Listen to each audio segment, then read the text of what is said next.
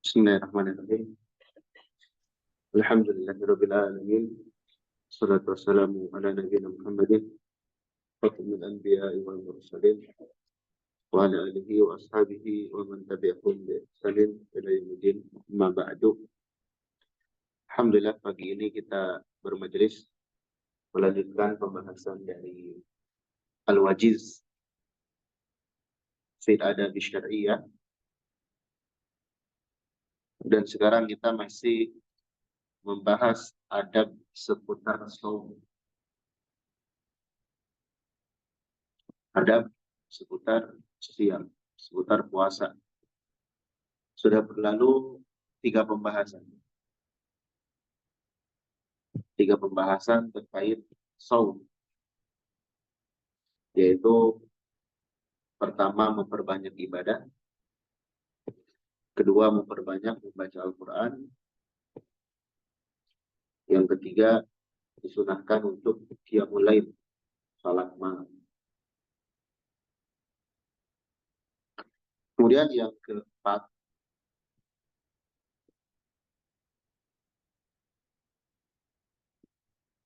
sebetulnya intinya di nomor 1.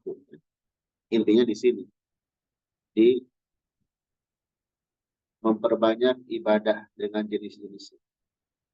Intinya di sini.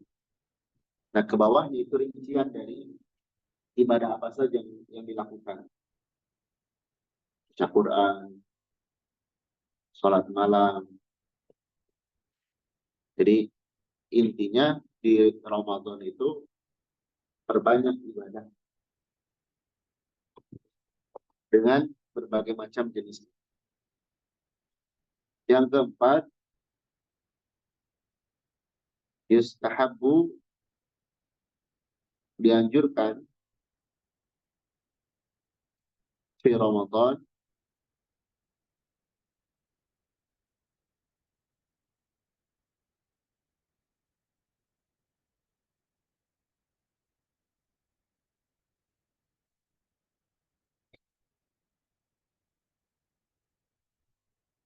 al-iktsaru minas shadaqah, memperbanyak dari sedekah.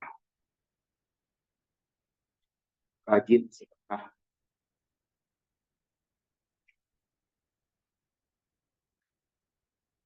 Bahkan setiap hari kalau bisa.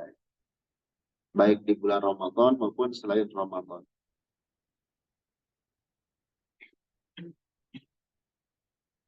Wa qad taqaddama fil hadis sabiq, telah berlalu pada hadis yang terdahulu,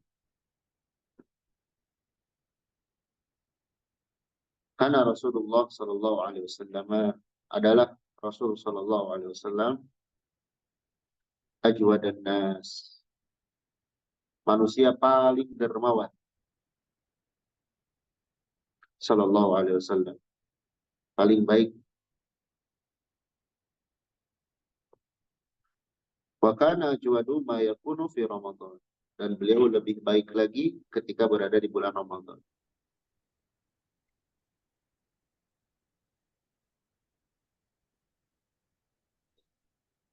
Dia lebih baik lagi ketika di bulan Ramadan.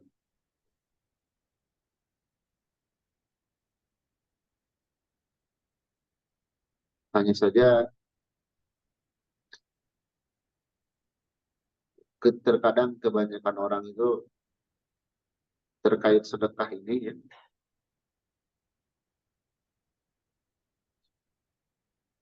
sering digoda oleh syaitan.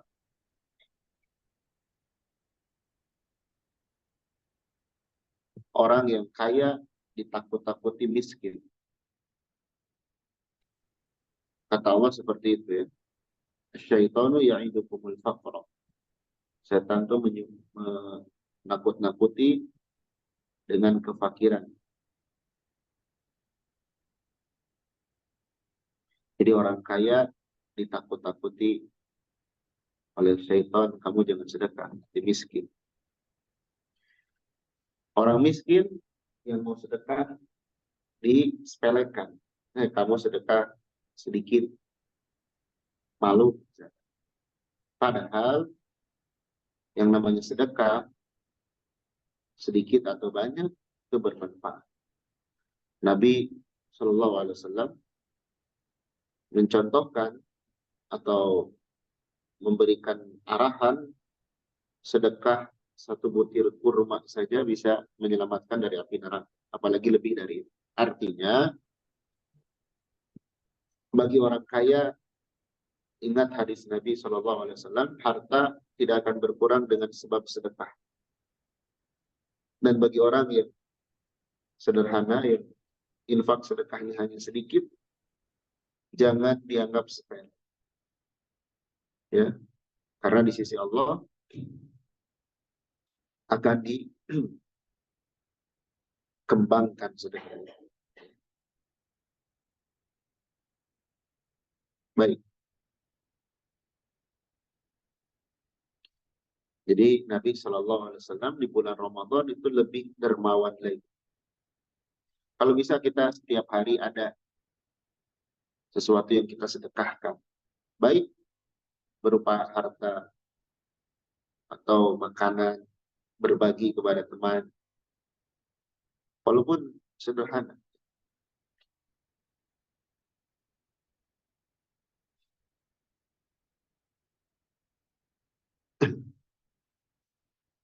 Kemudian yang kelima,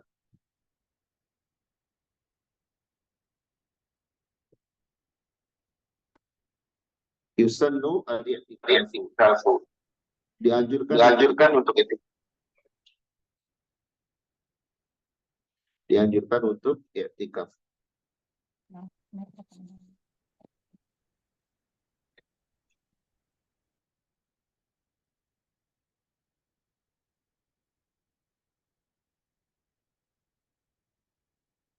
Di Ramadan, di bulan Ramadan. Wabi khasa, terkhusus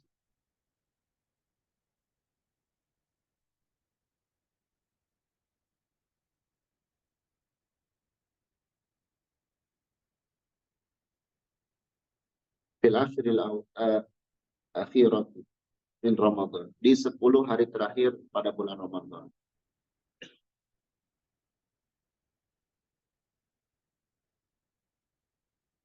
Itikaf di masjid.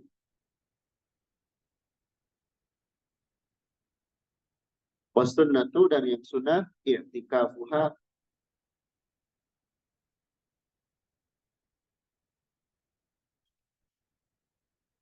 itikaf padanya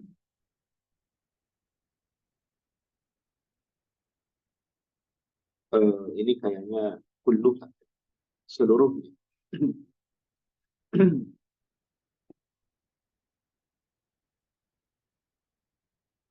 Wa ma lam yatayassar lahu dzalik, dan barang siapa yang tidak mudah untuk itu, tidak mudah baginya untuk melakukan itu,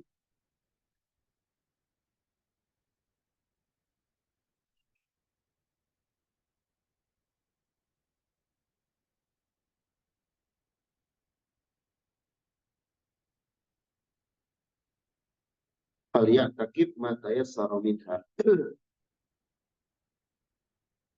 Maka hendaklah dia iktikaf yang mudah baginya dari 10 hari itu.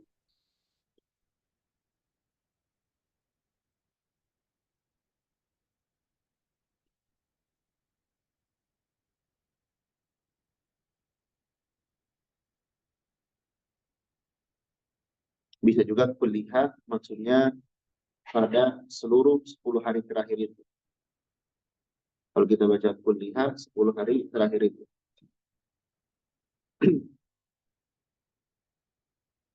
Jadi sunnahnya iktikaf di 10 hari terakhir total atau lengkap. Dari tanggal 21 sampai 29 atau 30. Atau sebagiannya saja. Misalnya malam-malam ganjilnya. Ya, malam ganjil.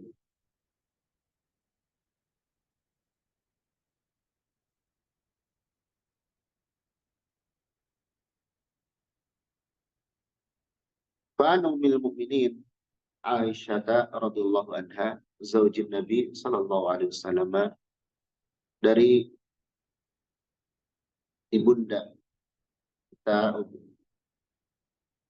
Ummul Mukminin Aisyah radhiyallahu anha, istri Nabi sallallahu alaihi wasallam,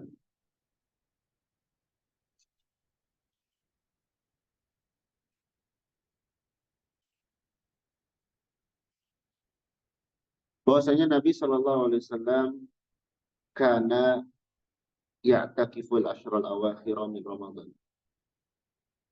Beliau senantiasa itikaf di 10 hari terakhir dari bulan Ramadan. Ini kata Aisyah. Ya.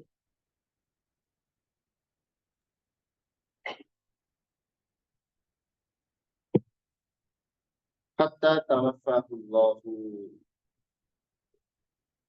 sampai Allah mewafatkan.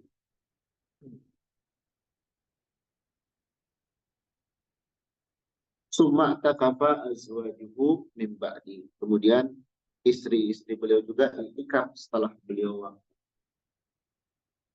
Perempuan boleh itikaf dengan catatan di masjid itu aman dari fitnah, tertutup, terpisah. Adapun jika di masjid itu tidak aman, maka silahkan perbanyak ibadah di rumah, terutama ketika malaman ganjil. Baik, jadi amalan selanjutnya yang dianjurkan di bulan Ramadan adalah melaksanakan i'tikaf, berdiam diri di masjid dengan niat ibadah, itu i'tikaf. Baca Quran, zikir, sholat, atau baca atau kajian. Karena ada kaum muslimin yang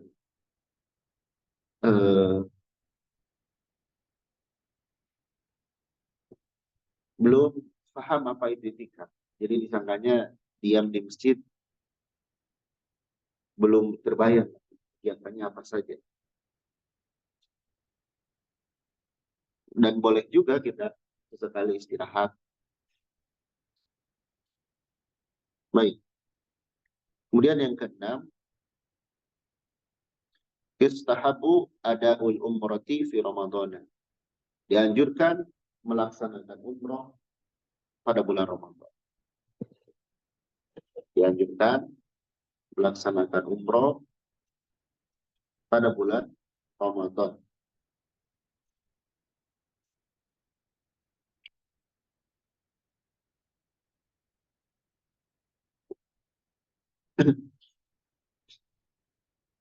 Wahya ta'dilu hajjah. Umrah tersebut menyamai atau sebanding dengan haji. Kalau umrah di bulan Ramadan, pahalanya. Makanya kalau kita lihat di Saudi, di Masjidil Haram, di Masjid Nabawi, kalau lagi bulan Ramadan itu jamaah umrah banyak sekali. Karena keutamaannya yang banyak. Pahalanya seperti pahala haji. Jadi kalau punya rezeki umrah dan lapang atau luangnya di Ramadan itu afdal.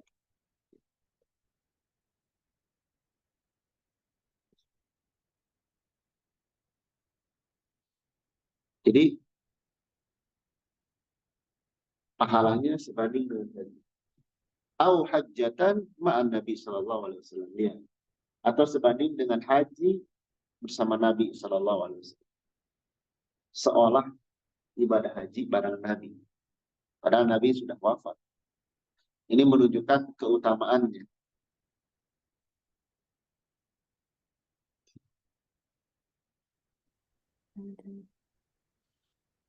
Kama sabata fi hadisi Abdullah bin Abbas radhiyallahu anhu, anna Nabiy sallallahu alaihi wasallam qala limra'atin minal ansar. Beliau berkata kepada perempuan dari kaum Ansar, yuqalu laha Ummu Sinan, yang dipanggil dengan Ummu Sinan.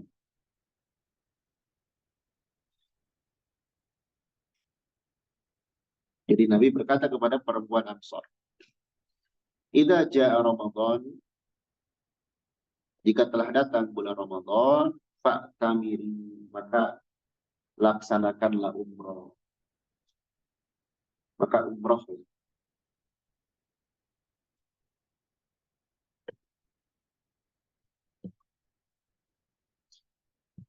Fa'inna umrotan fi, karena sesungguhnya melaksanakan umroh padanya pada bulan Ramadan,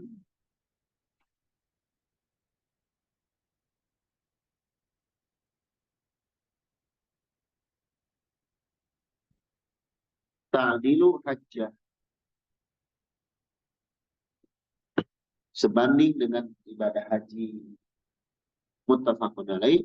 Wa fi riwayatin lahuma hajjatan ma'i, seperti berhaji bersamaku. Jadi yang punya uang, yang punya rezeki, umroh di bulan Ramadan. Karena pahalanya besar.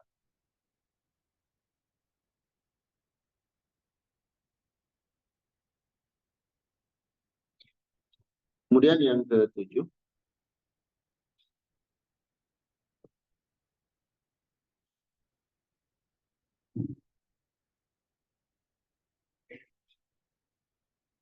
yustahabbu, dianjurkan, fi Ramadhan, di bulan Ramadan, hifdzul lisani, menjaga lisan.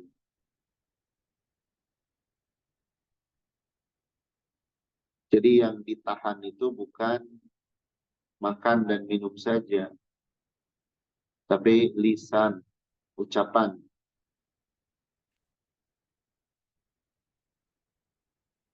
Seperti kita mau makan, ada yang ingin makan, lapar, tapi kita tahan karena sedang saum. Begitupun lisan, ketika kita ingin berbicara, kalau itu tidak bermanfaat, tahan, jangan bicara. Bahkan menjaga lisan ini perlu di setiap waktu. Perlu di setiap waktu.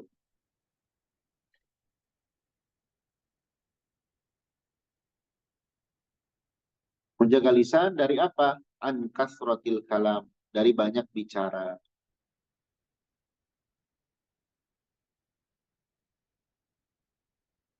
Banyak bicara yang tidak bermanfaat.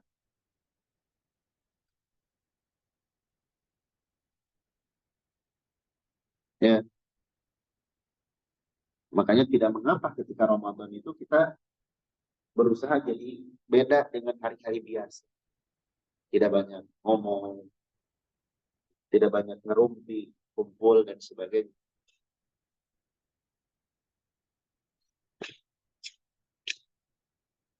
Waqafuhu amma yukrah, dan menahannya dari perkara yang dibenci.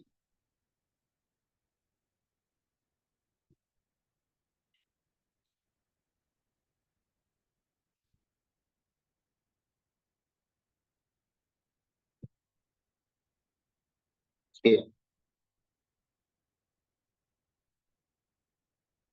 Fa'in syatamahu ahadun, jika ada yang mencacinya, jika ada orang lain yang mencacinya, mencaci, kemudian ngata-ngatai,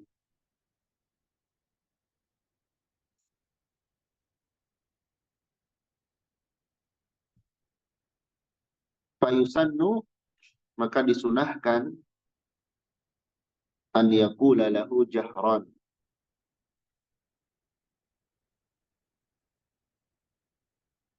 berkata kepadanya secara jahar. Jahar itu artinya ya diucapkan.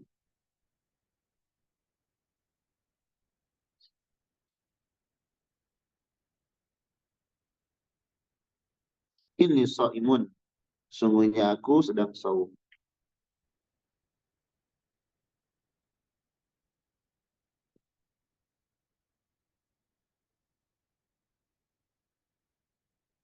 Aku sedang saum.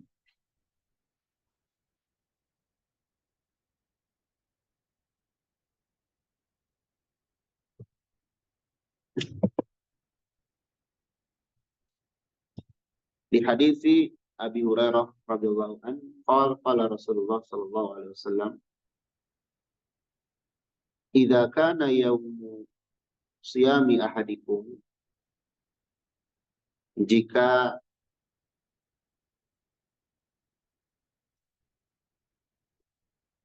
seseorang itu berada pada hari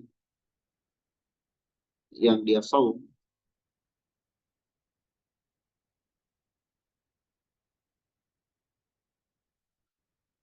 maksudnya jika dia sedang saum pada suatu hari,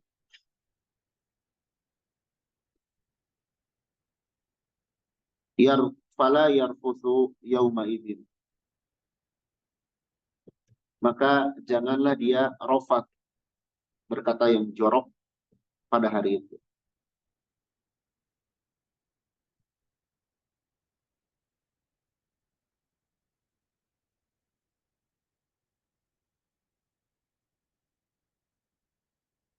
Wala yasqab, jangan membuat keributan,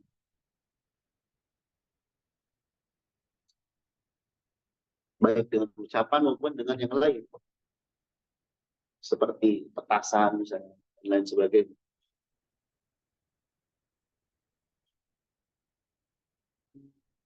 Fa'in syatamahu ahadun au qatalahu, jika ada yang mencacinya, au qatalahu, atau eh, menyerangnya, maka faliyakul, katakanlah, ini mur'un shaimun, aku seorang yang saum. Maksudnya jangan diladeni. Kalau ada yang ngebully, jangan diladeni. Saya sedang saum.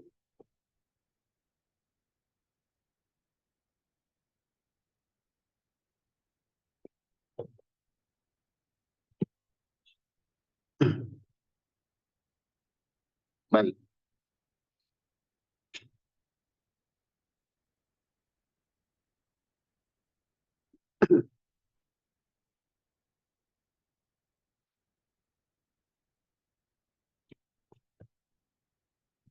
Kemudian yang kedelapan, yusannus suhur, disunahkan untuk sahur.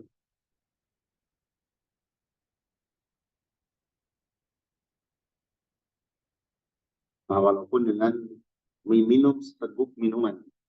Ya. Bahwa al-aklu awisyurbu, yaitu makan atau minum, di waktu sahar, di waktu sahur,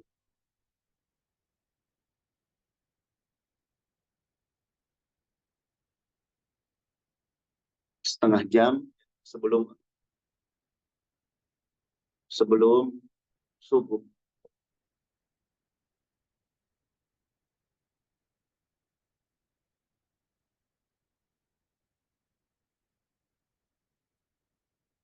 Ya.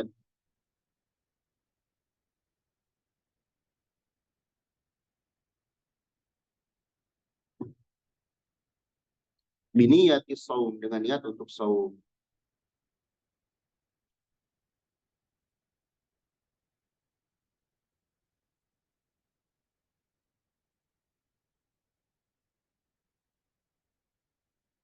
Jadi sahur itu niatnya untuk saum. Di hadis Anas radhiyallahu anhu, anna Nabiya sallallahu alaihi wasallam qala, tasahharu,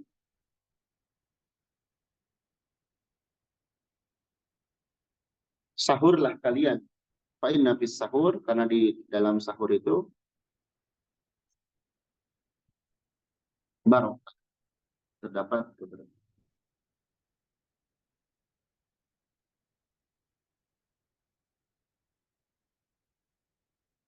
Terdapat keberkahan.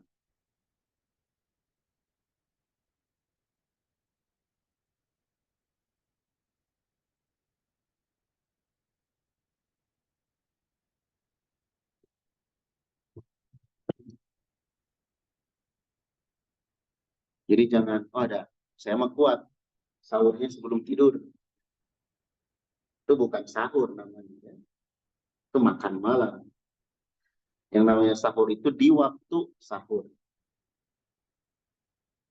Jadi waktunya sahur itu memang seperti di malam terakhir sebelum sholat, sebelum fajar. Kurang lebih ya jaraknya 30 menit sebelum subuh. Jangan terlalu dini. Misalnya subuh jam 5, kita sahur setengah 4 atau jam 3. Sunnahnya itu di akhir, artinya minimal tadi 30 menit sebelum adzan. Dan itu cukup untuk kita makan, minum, dan sekedarnya. Artinya normalnya kita segimana. Karena biasanya kadang, sebagian terutama yang misalnya jarang saum, ketika sahur, wah itu dimakan di banyak, makannya banyak, minumnya banyak untuk cadangan makanan seharian, ya. Nah, padahal tidak seperti itu. Sewajarnya seperti kita makan biasa. Bahkan kadang di sahur ini banyak godaan, malas. Sahur walaupun satu biji kurma, walaupun seteguk minum air, kita dapat pahala. Kita dapat pahala selain bisa menguatkan tubuh kita. Baik. Wa hukmuhu, dan hukumnya sunnatun muakkadah. Sunnah yang dianjurkan, ditekankan. Juga jangan lupa ketika makan sahur, perbanyak istighfar. Karena di antara ciri orang-orang yang beriman adalah wabil ashari hum yastaghfirun. Di waktu sahur mereka istighfar, memohon ampun kepada Allah.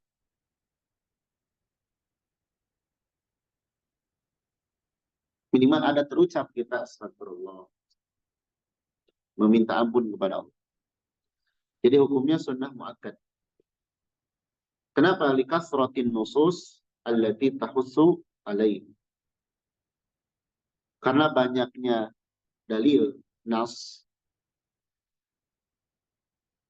yang menganjurkan terhadapnya. Tahussu yang mendorong, yang menganjurkan terhadapnya.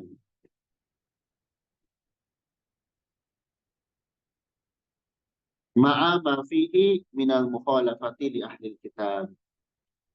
Beserta di dalamnya terdapat minal mukhalafah, penyelisihan li ahli kitab terhadap ahli kitab. Jadi saum itu menyelisihi ahli kitab. Apa? Sahur.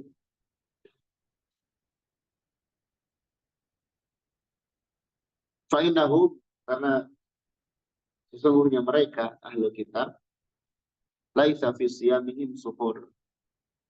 Tidak ada pada saum mereka itu sahur, nggak ada.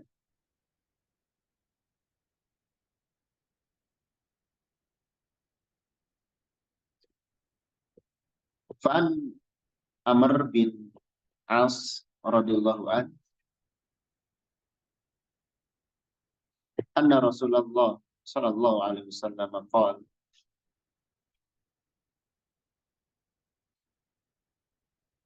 faslu pembeda ma baina siyamina antara saum kita wa siyami ahli kitab dan saumnya ahli kitab adalah aklatus sahar, makan di waktu sahur.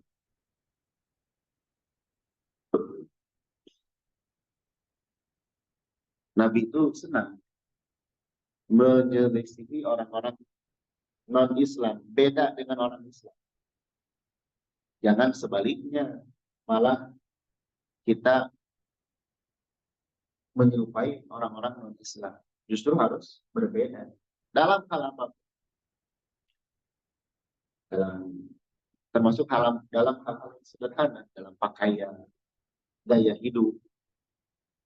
Jangan seperti orang-orang kafir. Baik. Kemudian yang ke-9, yusannu ta'khirus suhur. Nah ini. Disunahkan mengakhirkan sahur.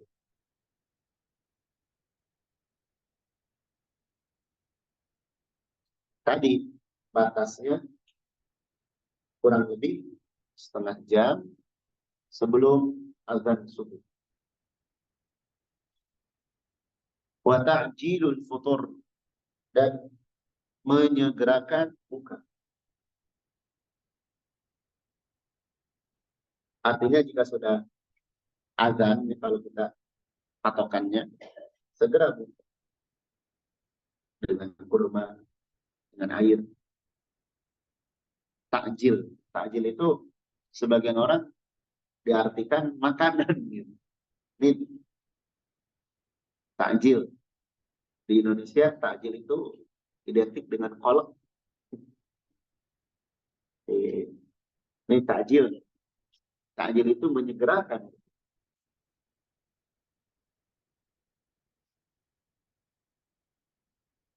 Di hadis Sahal bin Sa'adin, karena hadis Sahal bin Sa'ad radhiyallahu anhu, anna Rasulullah sallallahu alaihi wasallam qala la yazalu an-nasu bi khairin ma ajjalul fitra. Manusia berada dalam kebaikan selagi mereka menyegerakan berbuka. Ana izin dulu ya.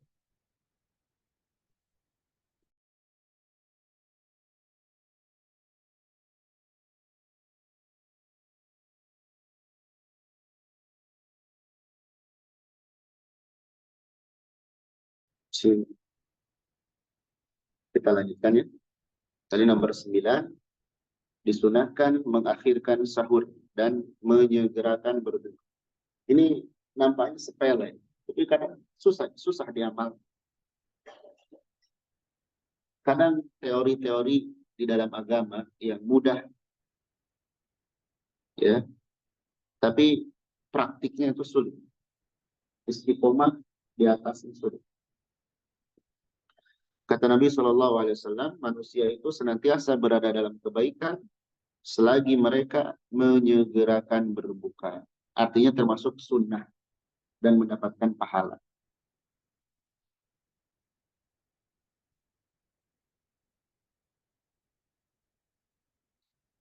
Kemudian yang ke-10, yusannu, disunahkan, an yakuna fi sahurihi, yang dia makan pada waktu sahurnya adalah tamrun, kurma kering. Kurma kering, kalau nggak ada ya yang penting kurma.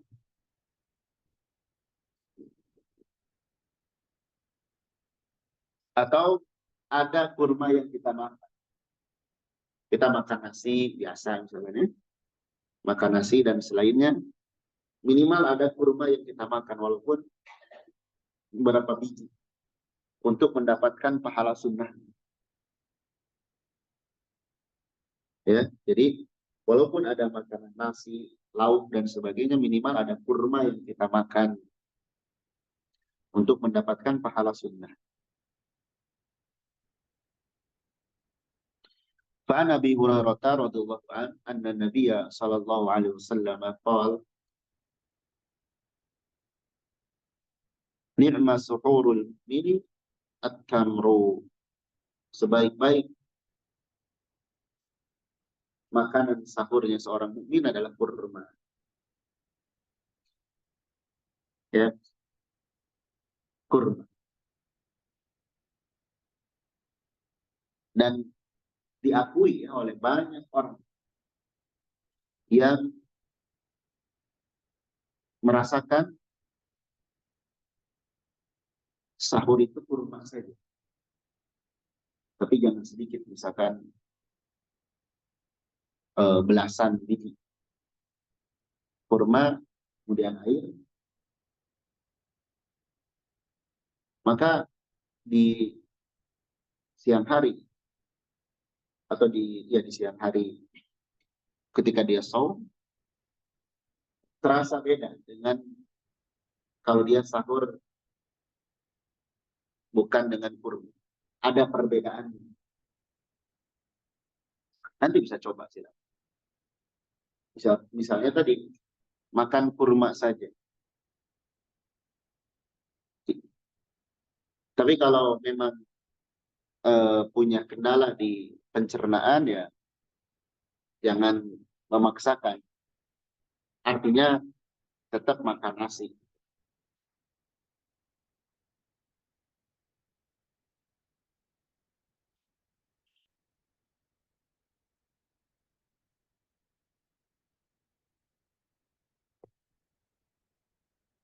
Baik.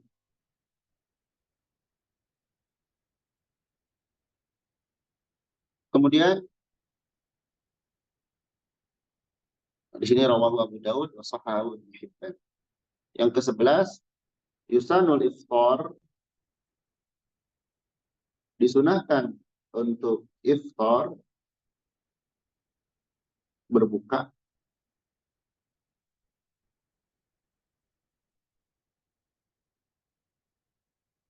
ala rutob, dengan rutob.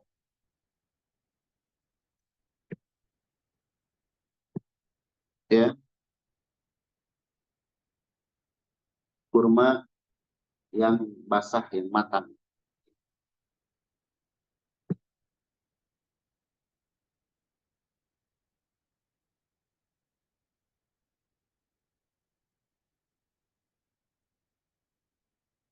Fa'ilam yajid, dan jika dia tidak punya, tidak mendapatinya,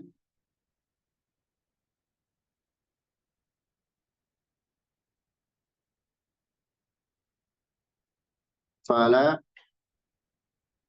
tamrin, maka kurma kering.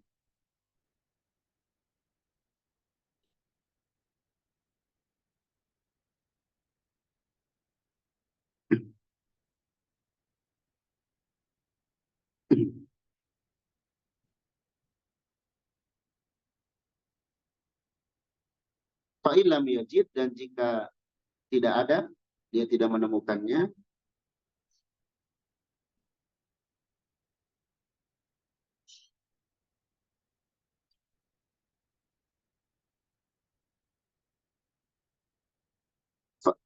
fa'ala ma'in, maka dengan air.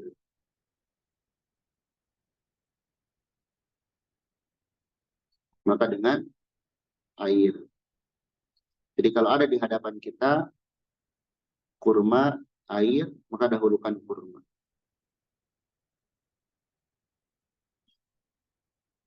Apalagi yang lainnya, gorengan, terus minuman-minuman yang beraneka ragam, ya. Jadi utamakan kurma, kemudian baru air. Bukan air dulu, tapi kurma dulu. Kadang kebalik, ya. Kita air dulu biasanya.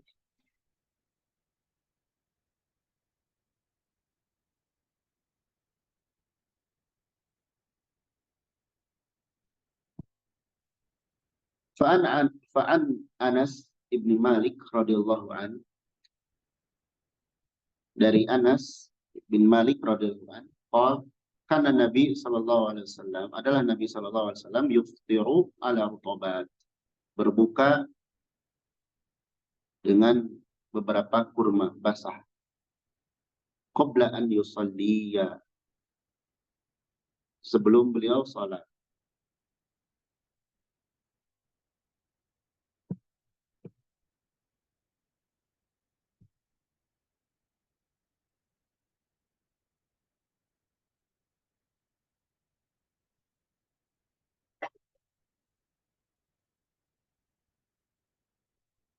Fa illam yakun rutabat fatamarat, dan jika tidak ada kurma basah fatamarat, maka kurma kering.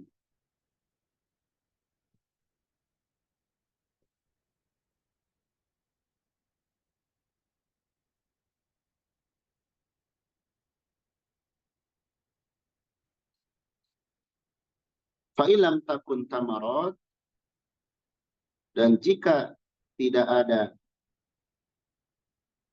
kurma kering, maka hasawatin minal ma,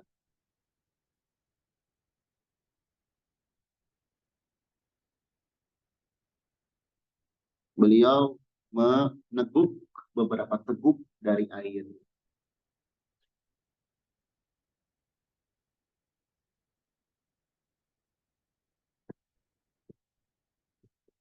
Ini yang sunnahnya.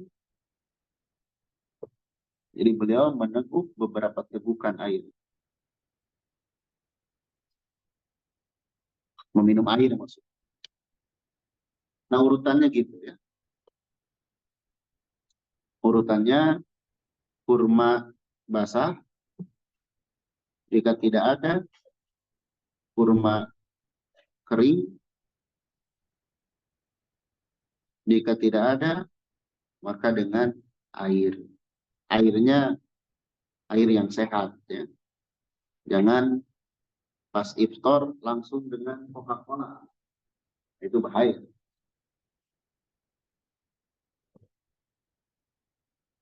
Baik.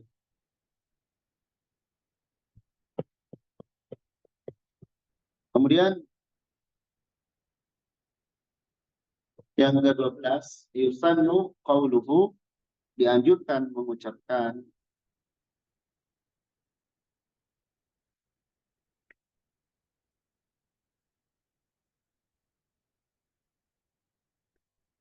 idza aftara, apabila dia berbuka,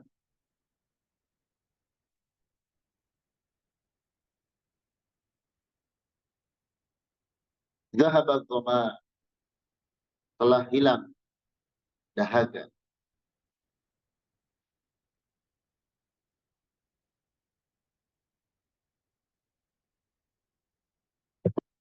wabtalatil uruq,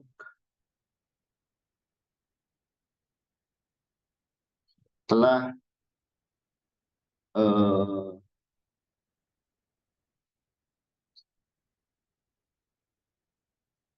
basah keringat, wasabatal ajru, dan telah tetap pahala insyaallah.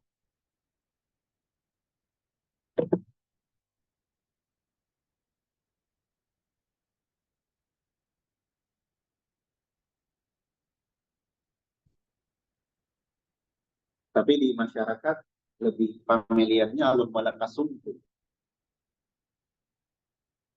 Kita baca yang ini.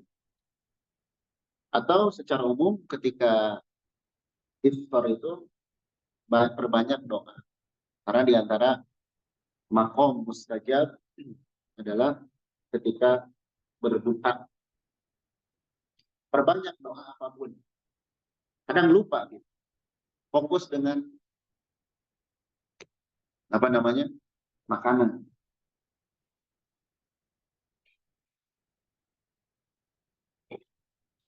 Nanti ada hikmahnya di balik saum itu. Hikmah yang luar biasa besarnya terkait keinginan-keinginan yang sifatnya duniawi. Coba, ini dirasakan oleh semua orang, hampir oleh semua orang. Ya, hampir oleh semua orang. Apa yang dirasakan? Kalau sedang saum di siang hari atau di awal di pagi-pagi atau di sore, ya,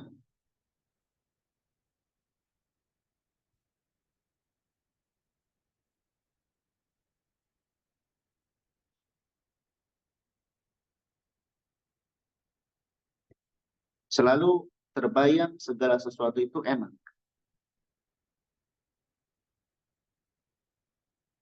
ya, enak gitu. Semua makanan itu terlihat enak. Bahkan yang bukan makanan pun terlihat enak. Lihat air, oh itu kayaknya enak. Sehingga tidak sedikit, terutama kalangan anak-anak, orang dewasa pun sama, ya, mengumpulkan makan untuk berbuka. Karena ketika sahur menggiurkan. Ternyata setelah buka dengan seteguk air sudah cukup. Dan makanan yang di siang hari tadi terlihat enak menjadi biasa saja. Bahkan tidak dimakan. Ya. Itu gambaran kenikmatan dunia. Jadi kenikmatan dunia itu kalau kita belum punya harta dan sebagainya, terlihat wah. Tapi kalau sudah dimiliki, biasa saja. Tapi hisaban berlaku. Akan hisab oleh Allah ditanya. Artinya jangan berlebihan. Walaupun itu perkara yang halal. Cuman menggiurkan, Nabi menyebutkan dunia itu hijau, menggoda, menggiurkan. Mirip tadi ketika saum, kita ingin banyak hal. Setelah buka, seteguk air pun cukup. Di sini juga menunjukkan ternyata kehidupan itu beda antara keinginan dan kebutuhan. Kalau keinginan tidak ada habisnya. Tapi kalau kebutuhan, nah itu ada batasannya. Kita hidup di level kebutuhan.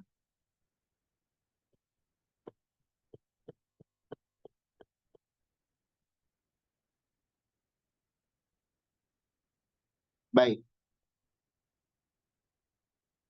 Kemudian yang 13, yukrahu lis-shaim dawa'i al-wat'i.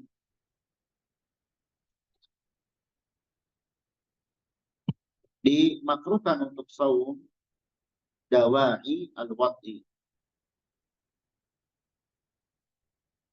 Mengarah kepada hubungan biologis. Ini suami istri. Jadi suami istri walaupun sudah halal, tapi tidak boleh kalau sedang saum ngobrol seperti itu atau melakukan hal-hal yang bisa menyebabkan berhubungan. Kalau kublati syahwat seperti mencium dengan syahwat. Ini suami istri ya. Kalau bukan suami istri nggak boleh. Suami istri saja nggak boleh. Walamsi bisyahwat, menyentuh dengan syahwat. Wal basyarah bisyahwat, bercumbu dengan syahwat. Nanti ketika sudah pada menikah, yang belum menikah, nah ini hati-hati. Di siang hari, adapun malam hari tidak mengapa.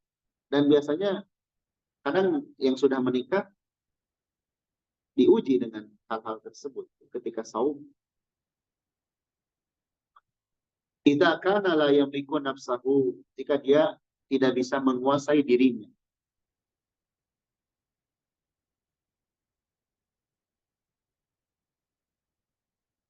Hati. Wa huwa ma'ahada, Dan dia bersama dengan ini la yadribu ala dhanihi al-wudu'u fil haram. Tidak diduga keras terjatuh kepada yang haram. Jadi sebagai tindakan pencegahan. Amma idza ghalaba ala dhanihi dzalik, adapun jika diduga keras bisa terjatuh ke dalam hal itu, maka fa innahu yahrumu alaihi, haram baginya. Jadi hukum asalnya kan makruh, dari mencium, menyentuh, itu makruh kalau dia tidak tidak apa namanya bisa mengontrol dirinya, tidak melakukan hubungan dengan pasangan, itu makruh. Tapi kalau dia mengarah kepada berhubungan, maka jadi haram mencium di siang hari, tidak boleh, karena nanti akan ya tadi melakukan hubungan suami istri di bulan Ramadan itu tidak boleh di siang hari. Kalau malam hari boleh.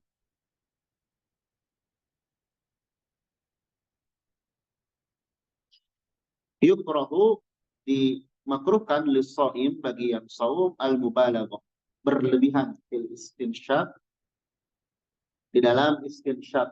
Istinsyaq itu menghirup air ketika wudu. Ketika wudu kan disunahkan istinsyaq, menghirup air ke hidung. Kemudian istinsyaq, dibuang air itu. Liqaulihi sallallahu alaihi wasallam, karena sabda Nabi SAW, li Laqit bin Sabirah radhiyallahu an, Nabi bersabda kepada sahabat Laqit bin Sabirah, asbigil wudu, sempurnakanlah wudu,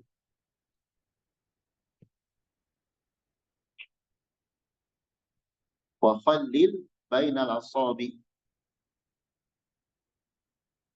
dan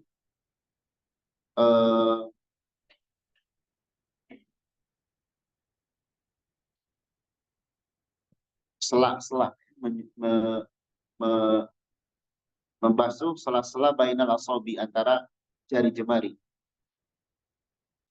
Wa balik fil istinsyaq, dan sempurnakan dalam istinsyaq. Balik itu betul-betul. Jadi ketika menghirup air pas wudhu itu, sampai air itu kerasa di hidung, kerasa nyerang ketika wudhu. Illa antakuna shaiman, kecuali jika kamu dalam keadaan shaum.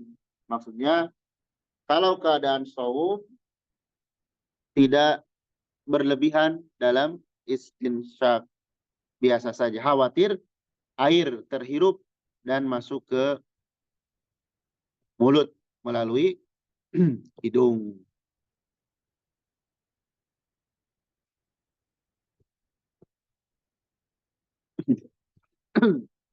Baik, itu yang bisa kita bahas pada pagi hari ini. Kurang lebihnya mohon maaf, semoga bermanfaat. Subhanakallahumma bihamdik, asyhadu an la ilaha illa anta, astaghfiruka wa atubu ilaik.